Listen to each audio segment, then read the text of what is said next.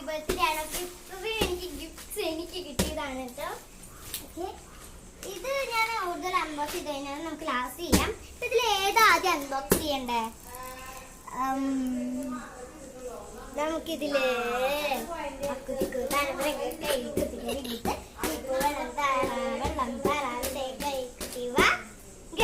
First നമുക്ക് MHRD unbox ചെയ്യാം.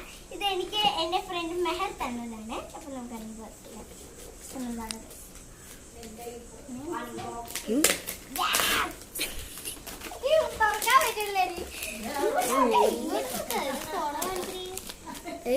പോയാ കാണുന്നുണ്ട്.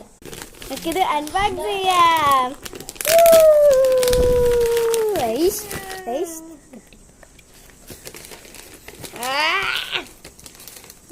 എന്തൊരു പാക്കിംഗ് ആണടി ഇത്. ഞാനിങ്ങനെ അൺബോക്സ് ചെയ്തോണ്ടിരിക്കുകയാണ്. കഴിഞ്ഞ തവണത്തെ എനിക്ക് മനസ്സിലായി അവൾ എന്തൊക്കെ കൊണ്ടുവന്നത് കണ്ടപ്പോ തന്നെ.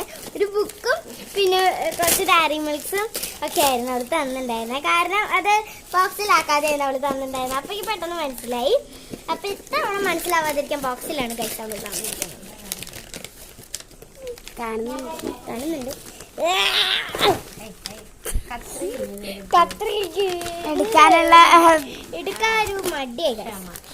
ക്ഷമനശീലം.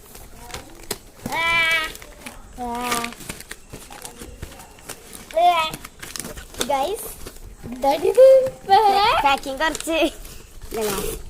കുറച്ചൊരു ഇതാണ്. വേണ്ട,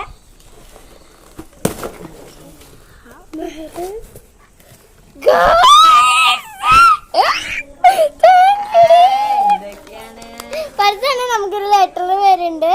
ഹാപ്പി ബർത്ത്ഡേ ഡിയർ ഗായത്രി എന്ന് എഴുതിയിട്ട് ഭയങ്കര ഇഷ്ടമായിട്ട് മെഹർദ്. ഗൈസ് ഒരു hair band. Guys hair band.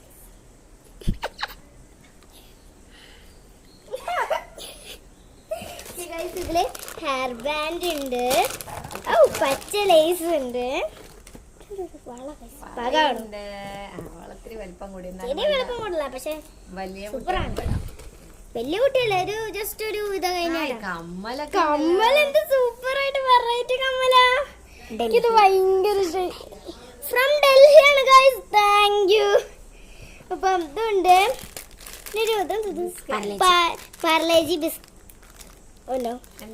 Biscuit പോയി തുറന്നു. ഏത് ബിസ്ക്കറ്റാണ്? 50 ബിസ്ക്കറ്റ്. അടുത്തതും വേറൊരു 50 ബിസ്ക്കറ്റും വരുന്നുണ്ട്. പിന്നെ ഇതെന്തത്? ഇതും അതേ വളരെ തന്നെയാണ്.